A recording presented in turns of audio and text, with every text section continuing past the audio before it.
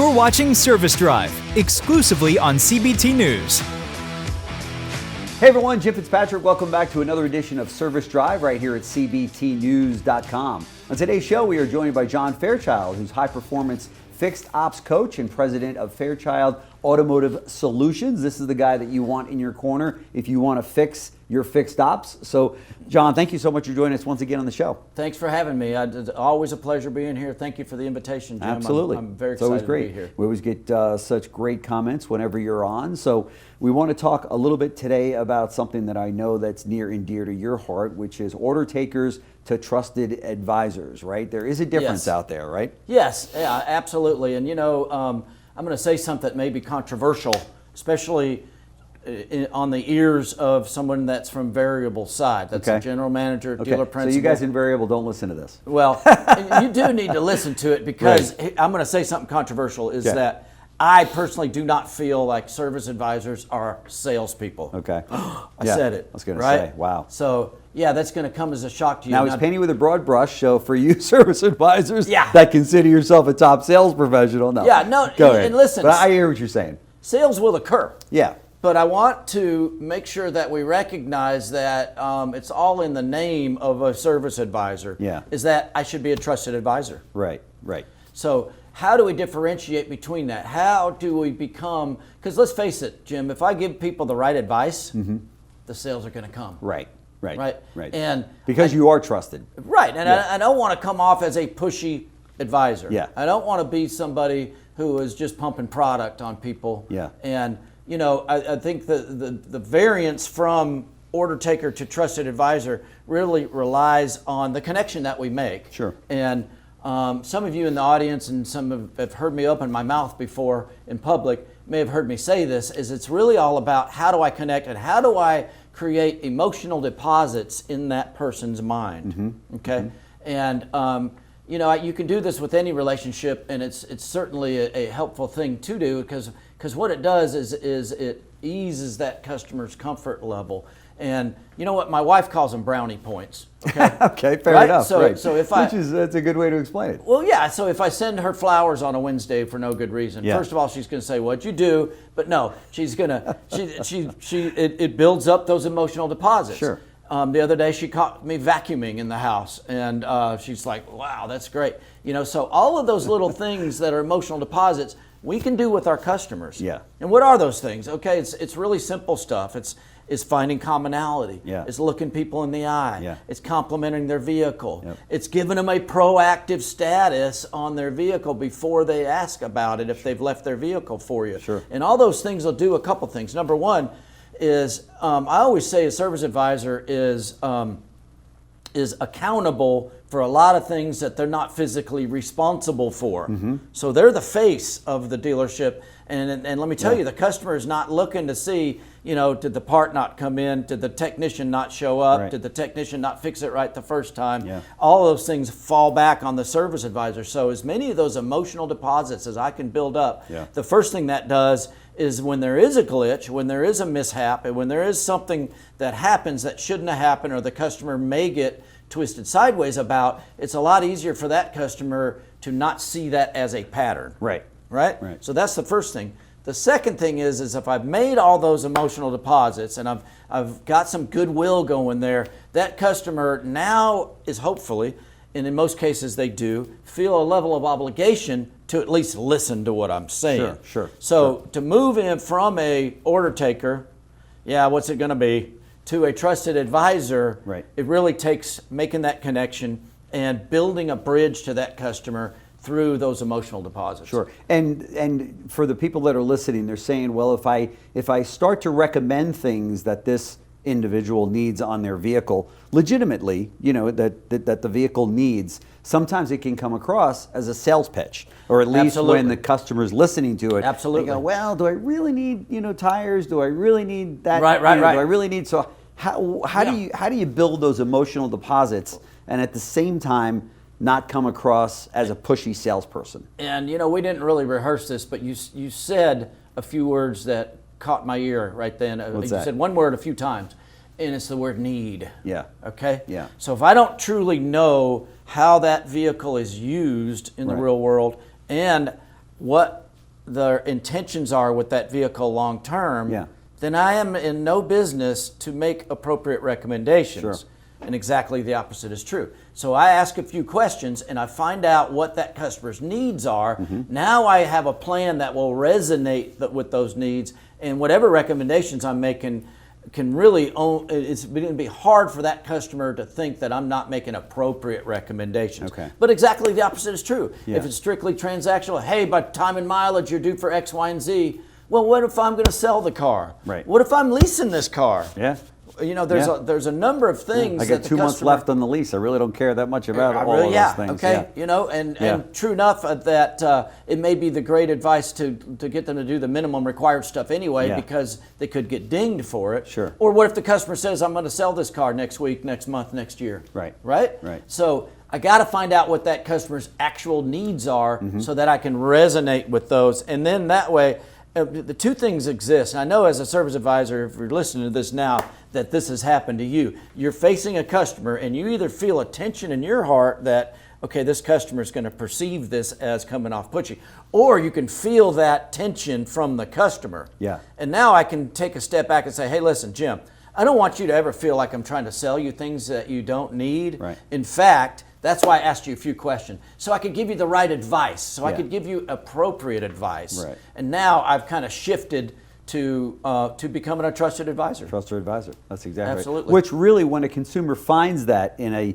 service advisor, they really find a home, right? Because they've been to other service drives where in many cases, you know, those individuals have to hit a number, or they got to hit so many hours per RO, you know, the customer paid or what have you, and it does come across pretty quickly. Right. And you know, it's all again about that relationship. And I had the good fortune when I was a service advisor having a kind of a strange name. My last name is Fairchild, right? Sure. And I had a salesperson that gave everybody a nickname. And he would come through the sales drive most mornings to get a cup of coffee, and he would yell out, hey, fair one. And so my customers started picking up on that. And let me tell you something, it's hard to get a bad deal if you're calling me the fair one. That's right. Right? And so that connection was made. Yeah. And I see far too many service advisors that don't have that connection. And it's very important to know your customers' names, right? But it's even way more important if they know who you are. That's right. And I got to a point where I just couldn't handle the volume because everybody wanted to deal with the fair one. Yeah. And so, that's great. yeah, it is a relationship process that takes sometimes years to nurture. Sure. But really having your customer's best needs in mind is going to get you there. Right. It's Monday morning. You're 17 cars deep. Every service advisor suffers from this. You guys know what I'm talking about. They'll tell you that I don't often have a lot of time to build the relationship that I want to build with that customer coming in. Yes. What is your recommendation on that? Is it that's a great question, and I spoke to this. You know, we had a workshop the last couple of days at the Pinnacle Center, and I spoke to this. Is there is a time, because we're very frantic. We got so many things going on. Yeah. But I don't want to come across hurried or harried to a customer. Okay. And that's the time to slow down. Yeah. When I'm face to face, eye to eye with that customer, right, you got to have the wherewithal to slow it down a minute and make that connection. Doesn't take long, Jim. That's where the walk around comes in. And in far too many environments, and listen, I had a dozen people in class in the last couple days, and I asked everybody, be honest, how many of you guys actually physically do a walk around more than 50% of the time with the customer? So I've got to walk around now to get the numbers and everything, but they're not doing it. You had to throw in there with the customer. With the customer, right? And nobody raised their hand.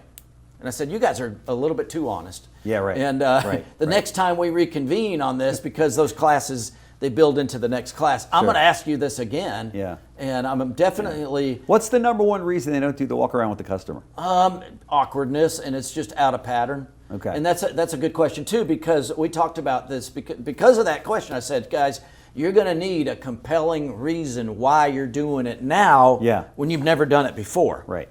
Right? And so because it's going to feel awkward. Right. And that's where coaching comes in from the aspect of the managers is you got to get out there, Right. kick them in the rear end if you have to, model that behavior, Right. jump in the middle of it, show them what to do. Mm-hmm. And like, again, you've got to have a compelling reason. And it doesn't have to be something elaborate. It's something, simple as, hey, we've started doing this to add a level of quality to your visit here. We Yeah. don't want to miss something. Right. We want to That's make right. sure we know what your needs are Which before. gives the customer a good feeling. Yeah, and it gives you that moment to Yeah. really find out and make that connection with That's the right. customer. And I'm talking about 2 minutes. Right. And you're also checking out, there's baby seats. You build that commonality. Right. Oh, how old are your kids? That's how old my kids Sure. are, or my grandkids, or whoever. At Sure. the same time, you're checking out bumper stickers, right? Sure. To say, Yeah, I yeah. see where you Yeah, you can Yeah. find out, did you buy the car from us? Right. Do you have a tow hitch on That's your right. vehicle? Hey, Yeah. what do you use in the vehicle for towing? Yeah. And yeah, all these questions can happen during that walk around Sure. where if you don't take that 2 minutes, and I really am talking about 2 minutes. Right. No, I Like can we see did that. training the last couple of days, and we did role play training with that. Yeah. And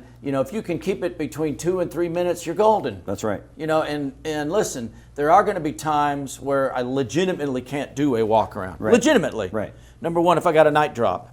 Yeah. Number two, if I got in so many environments, I've got no appointment necessary, Yeah. perhaps, right? So I got 2 or 3 or 4 people waiting on me. Sure. I don't want to take a leisurely time and perceive the people waiting on me that I'm not trying to get to them next. Sure. So what do you do? And what my answer to that is to do what I call a virtual walk around. Okay. And let's take the example of a night drop. I get a Okay. customer, they're not here, they Right. dropped the car off, or it was a tow-in. Right. Okay, I'm going to do my walk around, and then I'm going to get on the phone with that customer and say, hey, normally we would do a walk around with you here live. It just adds a little bit of extra quality to your visit, so I can get to know you better, so I can give you appropriate recommendation. So you don't ever feel like I'm just trying to sell you stuff. Right. Okay, same thing.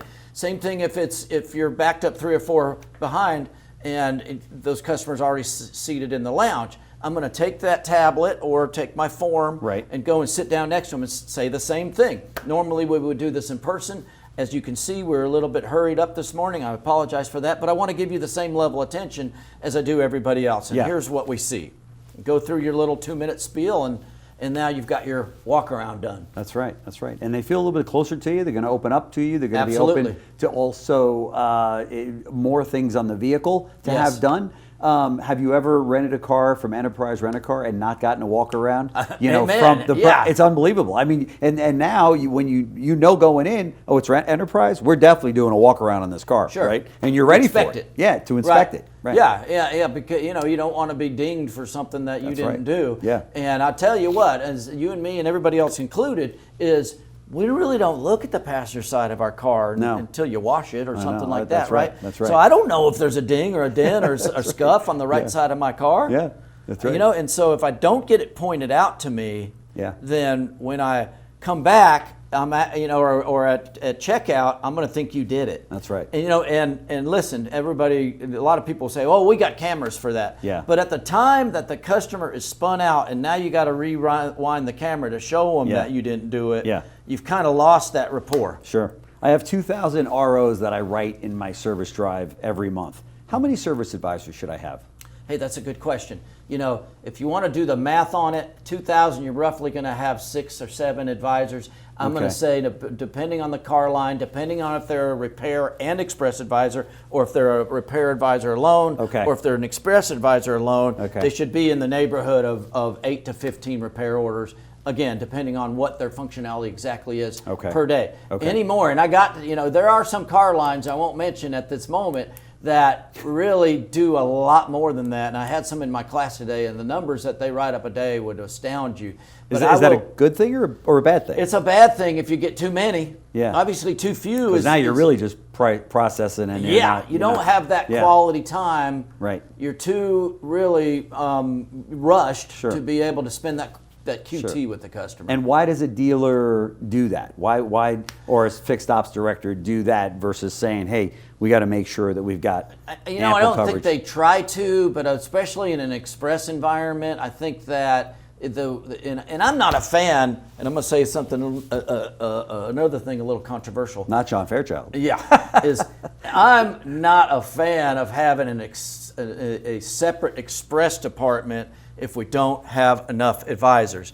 And so to answer your question, I don't know why they do that, because today I have a big dealer that came in and sent a couple of their people, and they've got probably 10 repair advisors and they got 2 express advisors. Okay. So those express advisors are doing 25 plus tickets a day. Yeah.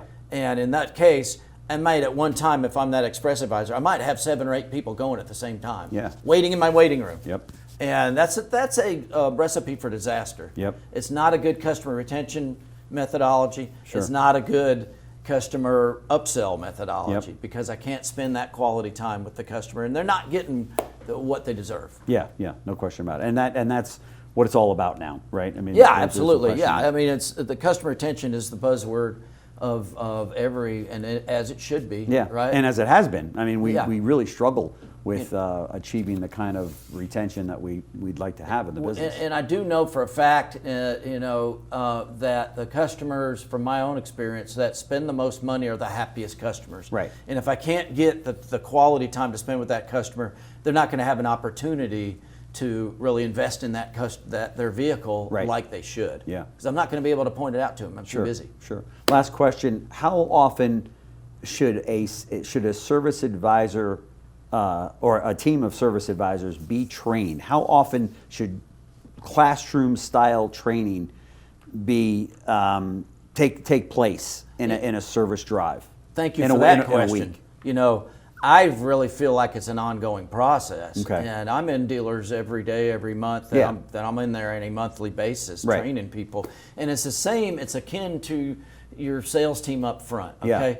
A lot of sales teams do training every day. Yeah. Right? Okay. Just a snippet. Okay. And guess what? When you say sales teams, do you mean service advisors a lot of variable Okay. sales teams Yeah, of do course. training every single day. Yeah, of course. And guess what, Jim? It's not, if there's 12 steps of the sale, Mm-hmm. the training that we do with our sales team is not going to vary from those 12 steps. It's going to be, how can we dial in that step even better? Right. Same thing with service. Yeah. It's really the same. So if it's Fairchild Ford, Yeah. how often are you I getting like the sound of that. How often are you getting the team together? Is it a weekly thing? Is it every other day? Is it Look, I'm in favor of a daily huddle. a daily A daily okay. huddle. The That huddle, really though, takes 10 minutes. That would include some training. That includes a Okay. little bit of training in that Okay. daily huddle, Okay. right? And then at least a weekly classroom type setting. That might You don't be want an them too hour long. longer. Yeah. Yeah, otherwise, exactly. You yeah. don't want them to be more than an hour Sure. or two. And there are some good programs out there that are video training platforms, but man, it's hard to get people's attention on video. Yeah, it is. And they're Yeah. already bombarded by, the OEMs, and so video training is valuable if it's used in conjunction with live training. Right. In my opinion. Right. Exactly. And then to have a John Fairchild type, if not show you, up. to show Yeah. up in person, Sure. that can read the reports, look at what you've got in real time to say, Absolutely. hey, here are your weak points, here are your Strong. strengths. Let's incorporate some of these things. Sure. And it doesn't take a whole lot of attention and timing to increase a service drive by 10%, right? I mean, as Amen. long as you get back to Yeah. the block and tackle and the basics, which often we'll see that happen where you've got, Sure. like you said, 5 or 6, maybe 7 service advisors. Well, if you got 2 that aren't on board, you got a problem there. You fix Right. that problem and up go the sales. Absolutely. And the way that we've been really putting people in the service drive, a lot of times they're not trained. Yeah. They're told to shadow Shadow. somebody else. Right. And that somebody else may have bad habits. I was going to say, And now, who are they shadowing? And now Yeah. you got somebody that's shortcutting That's the right. process. That's so right. you definitely have to get in the middle of it. And that's what I keep saying about coaching is any training at all is going to rapidly evaporate if I don't have a Yeah. cadence and a rhythm of accountability. That's right. That can only be there by the coach. That's right. And if the coach is coaching them through that, and the foundation is critical, like you said, the fundamentals. If I train fundamentals and then I don't keep people accountable, the next time I come in to train something, they're going to feel like, oh, I can wait this out too, because Yeah. they're going to drop it. That's right. Right? That's right. No So- question about it. Yep. John Fairchild, high performance fixed ops coach and president of Fairchild Automotive Solutions. You can find him online, or you can find him right here at CBT News. That's He's right. always on Service Drive. So Thank you, Jim. Thank you so much for joining us. This is great. Absolutely. Thanks. Thanks for watching Service Drive, exclusively on CBT News.